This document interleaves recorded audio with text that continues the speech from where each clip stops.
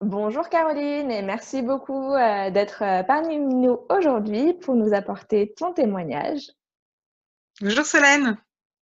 Alors, ce que je te propose, avant qu'on rentre dans le vif du sujet et que tu nous racontes un peu ton parcours d'entrepreneur, pour les personnes qui vont te découvrir à travers cette vidéo, est-ce que tu peux commencer par tout simplement te présenter, nous dire qui tu es, où tu vis et surtout, qu'est-ce que tu fais? Alors, je m'appelle Caroline Moulin. Je vis en France, sur le bassin d'Arcachon, au bord de l'eau. Et je suis la fondatrice de Caroline Cœur Sauvage. Voilà, c'est mon bébé. C'est l'entreprise que j'ai créée donc en janvier dernier. Et j'accompagne les femmes en fait à se reconnecter à leur vraie nature et à rayonner qui elles sont. Ok, super. Et du coup, pourquoi est-ce que tu as choisi cette cause du rayonnement féminin? En quoi pour toi c'est important dans la société aujourd'hui? Je pense qu'aujourd'hui, la société, elle vit un grand virage. Et l'histoire du féminin, on en parle un petit peu partout. Pour moi, derrière le féminin, c'est vraiment les valeurs en fait qu'il y a derrière le féminin. Donc les valeurs de protection, les valeurs de prendre soin, les valeurs de respect qui doivent revenir dans la société à tous les échelons. Et je pense que la femme est une précieuse alliée pour pouvoir faire émerger ces messages-là et pour pouvoir amener des projets, pour pouvoir rayonner justement cette capacité à être à la fois dans un masculin qui agit, qui structure, qui entreprend, mais avec ces vraiment valeurs de protection, d'empathie, de prendre soin. Et du coup, pour moi, rayonner sa nature profonde, c'est se rayonner à ces qualités-là. Et ça passe aussi beaucoup pour moi par la reliance à la terre et à la protection de la terre et à se relier à la nature. Donc voilà, pour moi, c'est un peu les mêmes choses, qu'à se relier à la terre et se relier à son féminin, à son intuition, à ses qualités féminines. Ça va permettre aux femmes de rayonner et puis d'entreprendre les changements qu'il faut dans la société pour qu'on sorte de cette société d'esclaves, de prisonniers en général. Hein. On va dire que on en est quand même un petit peu là, malheureusement, encore. Mhm. Super. Je pense que ça va parler à toutes les personnes qui nous regardent du coup aujourd'hui. Et est-ce que tu peux nous raconter du coup dans quelle situation tu étais avant qu'on démarre notre accompagnement il y a un peu plus de 9 mois? Est-ce que tu avais déjà voilà cette idée de projet ou pas? Enfin, où est-ce que tu en étais de ta réflexion par rapport au fait d'entreprendre? J'avais la graine d'entreprendre, elle a été semée il y a très longtemps en moi. Je m'en souviens encore, c'était en 2012. Mais c'est un process très long en fait de maturation qui s'est fait en moi sur le fait rien que de quitter le monde salarié, puisque avant j'étais business développeur dans des grands groupes médias en fait à l'international. Et du coup, ça a été pour moi difficile déjà d'avoir cette étape. Et je sais que tu accompagnes les gens sur cette étape qui est de quitter le confort du salariat et des gros salaires et de tout ce que ça engage. Et toi-même, tu as franchi cette étape. Et la deuxième étape dans laquelle j'étais, à laquelle j'ai fait appel à tes services, c'est que ça faisait quelques temps que j'avais arrêté de travailler. Je venais de prendre soin de mon bébé et j'avais cette graine d'entreprendre qui revenait en moi, mais je savais pas du tout sur quel projet me lancer, comment me lancer, par quel bout. Et j'avais rencontré plusieurs acteurs de l'accompagnement. Notamment Pôle emploi, des groupes aussi, des chambres de commerce, des groupes un peu plus privés d'accompagnement de jeunes entrepreneurs, mais je me retrouvais pas dans ces valeurs-là. Et voilà, donc je t'ai connue par une personne qui a été accompagnée par toi. Et quand j'ai vu ton site et quand j'ai reçu ce que tu écrivais, là, je me suis vraiment reconnue dans la façon dont je souhaitais entreprendre, avec justement ces valeurs féminines en sous-jacent qui montraient que on pouvait investir, entreprendre d'une manière complètement différente que ce qu'on essaie encore de nous vendre dans beaucoup de réseaux d'entrepreneurs. Pour moi, Ok, c'était super. indispensable de me faire accompagner. Enfin, j'avais vraiment compris que j'étais empêtrée dans mes idées, dans mon truc toute seule et j'arrivais pas à me lancer et j'avais vraiment besoin d'un accompagnement. Et j'en étais là. Et du coup, qu'est-ce que tu en espérais de cet accompagnement? Quelles étaient tes attentes concrètes par rapport au fait de travailler ensemble? J'avais vraiment besoin de clarifier mon projet. Ça, c'était important parce que voilà, je suis une passionnée, donc il y a beaucoup de sujets qui me passionnent et du coup, j'arrivais pas à tirer le fil qui allait m'amener un petit peu, finalement, le sujet un petit peu chapeau, qui allait aussi m'amener à tirer le fil de tous les autres sujets qui me tiennent à cœur. Et j'avais besoin de remettre un peu d'ordre dans mon puzzle et de choisir un axe pour me lancer. Et j'avais aussi besoin de travailler le mindset entrepreneur. Parce qu'en tant qu'ancienne salariée, eh ben, j'avais vraiment l'état d'esprit salarié. Et on a beau dire, même si on entreprend des projets dans l'entreprise, être entrepreneur à part entière, c'est un état d'esprit complètement différent. Et j'avais aussi besoin d'avoir une structure, un process assez clair pour pouvoir avancer pas à pas, parce que c'était une montagne avec, voilà, tout le monde me disait, ah oui, mais il y a cet aspect-là, le jeu. Et ça me paraissait une montagne énorme et j'avais besoin de quelqu'un qui m'amène sur le chemin pas à pas, sur chaque étape. Donc, voilà les différents aspects qui étaient importants pour moi à ce moment-là. Ok, super. Et du coup, voilà, tu disais tout à l'heure que tu as rencontré quelqu'un qui s'était fait accompagner par moi et du coup, c'est comme ça que tu as connu, enfin découvert Creators for Good. Puis qu'en même temps, tu avais aussi, enfin voilà, fait tes recherches et vu d'autres options d'accompagnement comme Pôle emploi ou autre. Et du coup, est-ce que tu peux te rappeler à cette époque-là, comment est-ce que tu as pris la décision d'investir dans ce programme qu'on a fait ensemble, Bloom for Good en particulier, sachant que il y a d'autres réseaux d'aide qui proposent des choses aussi gratuites. Enfin voilà, et toi, t'étais en phase de lancement, mais t'avais besoin de structurer les choses. Tu savais même pas encore quelle allait être ton offre, tes prix, etc. Donc avant même de pouvoir commencer à voir le bout de je vais gagner de l'argent, comment est-ce que tu as pris cette décision d'investir de l'argent en amont en fait? Bah, c'est un vrai engagement parce que c'est vrai que j'aurais pu tout à fait choisir des organismes d'État gratuits ou alors des accompagnements un peu plus privés, subventionnés, mais beaucoup moins chers.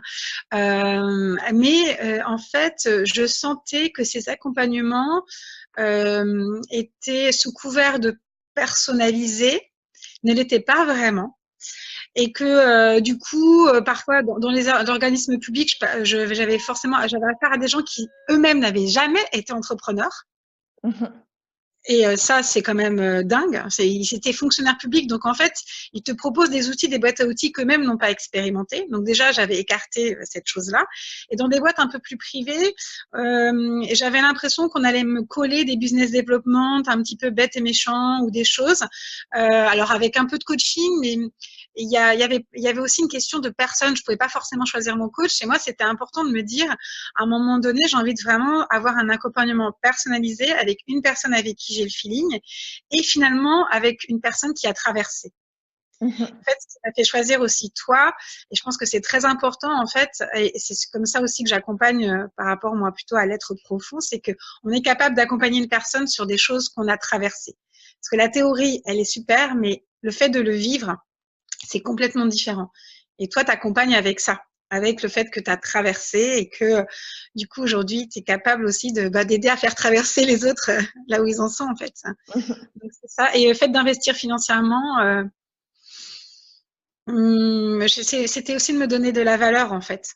C'est-à-dire que en fait finalement quand tu choisis d'investir et de donner un montant, c'est aussi que tu crois que tu vaux cette somme. C'est pas de la donner à l'autre personne, c'est que bah oui, moi je vaux cette somme aussi et je vaux de me donner cette somme pour rayonner en fait. Donc voilà, c'est comme ça que j'ai franchi ce cap en fait. Ouais, super. Et en parlant de franchir des caps, donc il y a voilà ce premier cap de donc décider de se faire accompagner puis de rejoindre le programme. Et du coup, parlons un peu retour sur investissement. Quels ont été les caps que tu as pu franchir grâce à notre accompagnement? Quels ont été les résultats obtenus? Où est-ce que tu en es aujourd'hui finalement du lancement de ton activité? En fait, c'est complètement fou parce que, oui, en fait, j'ai lancé mon activité. Et rien que ça, tout est dit en fait. Parce que en fait, sans accompagnement, je pense que j'aurais encore procrastiné. Et en fait, j'ai vraiment, déjà, j'ai trouvé un fil conducteur. Et ça, c'est assez aidant de se dire voilà, aujourd'hui. Et en plus, je sais que ça, c'est pas. Enfin, j'ai compris aussi que j'ai choisi un fil conducteur, mais que c'est pas figé dans le marbre et que je peux aussi évoluer à tout moment. Mais en fait, c'est ce que j'ai le plus compris, c'est que l'important, c'est de se lancer et d'agir et de tisser.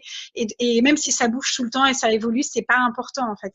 Mais c'est l'idée, c'est que je me suis lancée avec de la confiance en moi, avec un minimum d'outils de base qui me permettent aujourd'hui de me dire, bah voilà, maintenant j'avance, je teste des trucs, j'expérimente et voilà. Donc, c'est super. Super. Et du coup, voilà, tu te sens lancé. Et très concrètement, qu'est-ce que tu as en place là au jour d'aujourd'hui et notamment parce que voilà, on disait enfin tu racontais avant le programme que voilà, tu sentais que tu avais besoin de structure, de travailler ton état d'esprit et puis de trouver ton fil conducteur. Donc ce fil conducteur, tu l'as trouvé. Et du coup, très concrètement, à quoi ressemble voilà ce que tu as mis en place? Alors, bah, j'ai fait plusieurs choses. J'ai lancé déjà mon site internet. Ça, c'était une très grande étape, hein. Ça paraît pas, mais de se rendre visible, c'est vraiment une sacrée étape. J'ai une page Facebook qui est alimentée quotidiennement, qui grandit de jour en jour. Je publie du contenu, des articles de blog. J'ai le plaisir de voir des choses que je relais, en termes d'outils ou en termes de discours, toucher les gens et je vois les gens les relayer. Donc je me dis voilà, c'est super, j'ai déjà un impact. J'ai aussi une page Instagram. J'ai pu avoir une première session découverte avec une cliente avec qui voilà, on fait des échanges. Je vais lancer là une première journée entière avec des femmes dans la nature pour se reconnecter à l'énergie du printemps. Enfin voilà, il y a plein de choses qui se mettent en place au fur et à mesure. C'est lancé quoi. Je suis dedans. En fait, même si aujourd'hui j'ai pas encore de clientes concrètement parce que voilà, j'ai eu d'autres lors de notre accompagnement, j'ai aussi eu beaucoup de changements personnels qui font que j'ai mis du temps. Je sais qu'aujourd'hui ça en marche et que j'ai déjà un impact en fait. Rien que le fait de communiquer et d'avoir une audience, j'ai déjà un impact. Donc je sais que la clientèle, ça va être la suite logique en fait. Et donc, le mindset, c'est que j'ai confiance et que j'ai envie de persévérer pour que ça prenne son envol au fur et à mesure. Voilà. Génial. Et du coup, qu'est-ce que tu dirais qu'a été le plus grand changement que tu as vécu au cours de ces 9 mois d'accompagnement? La liberté de me montrer telle que je suis. Mmh. C'est ça. Voilà, c'est la liberté de montrer telle que je suis parce que au-delà du projet entrepreneurial, Caroline Cœur Sauvage, c'est pas un nom choisi par hasard, c'est aussi montrer ma dimension de femme sorcière, ma dimension de femme guérisseuse. Et c'est quelque chose de par nos mémoires de femmes qu'on a du mal à forcément mettre en avant parce qu'on a été persécuté pendant des millénaires. Et le fait de le mettre en avant, ça a été très important pour moi. Et le fait de m'assumer dans cette partie-là et pas qu'entrepreneur, c'est aussi très important pour moi. Et l'air de rien, passer par la case entrepreneur m'a permis d'assumer pleinement cette partie-là de moi aussi. Génial. Super, merci beaucoup pour tout ce que tu nous partages. Et puis encore une fois, je suis sûre que ça va résonner avec les personnes qui nous regardent et elles aussi peut-être voilà, qui sentent qu'il y a une partie d'elles qu'elles n'osent pas forcément soit explorer, soit même montrer ou aller au bout en fait de ce qu'elles ont à apporter, puis du plein potentiel qu'elles pourraient partager avec le monde. Donc ouais, c'est super. Enfin voilà, rien que ton témoignage, je trouve ça super inspirant. Et du coup, qu'est-ce que tu dirais aux personnes qui regardent justement ce témoignage et qui hésitent en fait à se faire accompagner dans leur aventure entrepreneuriale, que ce soit d'ailleurs par moi ou par quelqu'un d'autre? Voilà, qu'est-ce que tu leur conseillerais en fait si elles hésitent à investir en elles-mêmes? Je pense que c'est essentiel d'investir sur soi et qu'aujourd'hui, faut accepter qu'on vient d'une éducation où on a toujours été très porté par l'autre. Et que du coup, vouloir passer d'un statut de enfant scolarisé toute la vie ou de salarié à entrepreneur en se disant je vais le faire seul, je trouve que c'est, sauf pour certaines personnalités, c'est assez utopique. Parce que y a un tel changement en profondeur qui doit se faire pour aller dans cette direction, que le fait d'être accompagné alors par une coach ou d'être dans un système de groupe de femmes, enfin, en tout cas d'être voilà, dans une dynamique collective ou individuelle, c'est essentiel. Et pour moi, c'est vraiment la clé pour passer à l'action et arrêter de garder ces beaux projets pour soi, quoi. Et je pense qu'en ce moment, vraiment, les gens ont besoin que, enfin, en tout cas, toi, tu accompagnes les femmes, elles sont encore plus à procrastiner par rapport à ça. Et je pense qu'elles doivent vraiment se donner cette force et cette liberté d'oser parce qu'elles ont des choses magnifiques à apporter au monde. Et d'être accompagnée, c'est une clé essentielle. Et par rapport au montant, qu'elles ne regardent pas le montant, mais qu'elles regardent l'élan du cœur, là où ça les porte, et qu'elles se disent pas, oh, c'est quand même beaucoup. Si elles sentent l'élan du cœur, qu'elles y aillent, quoi. Surtout qu'elles s'autorisent, parce que de toute façon, derrière, elles gagneront ça en centuple, en fait. C'est une vision, l'investissement à court terme, c'est vraiment une vision long terme. Donc, faut pas hésiter. En fait, il faut vraiment travailler sur ses peurs, justement, et dépasser ses peurs pour aller voir plus grand derrière, quoi. Voilà. Génial. Est-ce que tu as un dernier mot à rajouter, quelque chose que tu voudrais partager pour clore ce témoignage? Ben, écoute, je te remercie beaucoup pour cet accompagnement. Ça m'a beaucoup apporté. Et puis aussi, il n'y a pas que l'accompagnement, il y a aussi tous les entrepreneurs que j'ai pu rencontrer parce qu'on partage en dehors, dans tes accompagnements, on a un groupe à travers duquel on partage. Voilà, aujourd'hui, j'ai des amis entrepreneurs qui sont suivis par toi. On se soutient beaucoup et c'est vraiment une richesse. Voilà, je sens vraiment cet élan d'accompagner les femmes et aussi de sororité qui s'est créé qui s'est tissé à travers Creators for Good. Et du coup, voilà, l'aventure, elle continue. Et ben, merci d'offrir ça au monde. Et j'espère que là, il y aura plein d'autres femmes qui vont pouvoir bénéficier de cet accompagnement pour elles aussi pouvoir offrir au monde leur trésor. Voilà. Waouh, bah écoute, merci de finir sur cette touche. Et puis, il me reste à te souhaiter un très très bel envol et une belle continuation à Caroline Cœur Sauvage. Tu vas nous manquer dans notre petite communauté de femmes accompagnées à l'intérieur des programmes Creators for Good, effectivement. Mais c'était vraiment un vrai plaisir pour moi de travailler avec toi.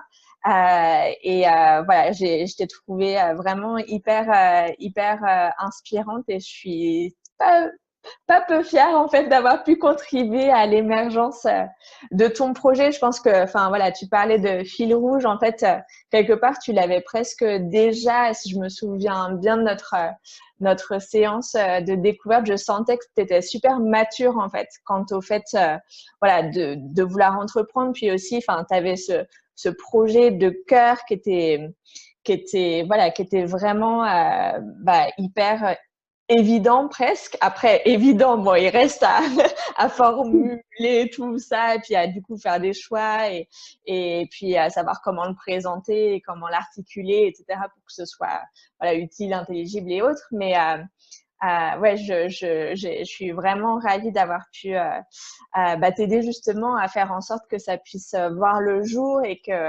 qu'aujourd'hui ça puisse être utile aux femmes qui vont pouvoir profiter de ce que tu proposes et au-delà de ça aussi et comme tu le disais très bien, il y a voilà l'impact qu'on peut avoir auprès de ses clients, puis après il y a aussi le message qu'on diffuse et ce qu'on apporte à notre écosystème. Et je pense que voilà, des initiatives comme la tienne, on en a vraiment besoin pour faire évoluer les mentalités et faire se décomplexer les femmes par rapport à leur puissance féminine. Donc voilà, je suis vraiment ravie d'avoir pu t'accompagner sur ce petit bout de chemin et je te remercie encore pour ton partage plein d'authenticité aujourd'hui.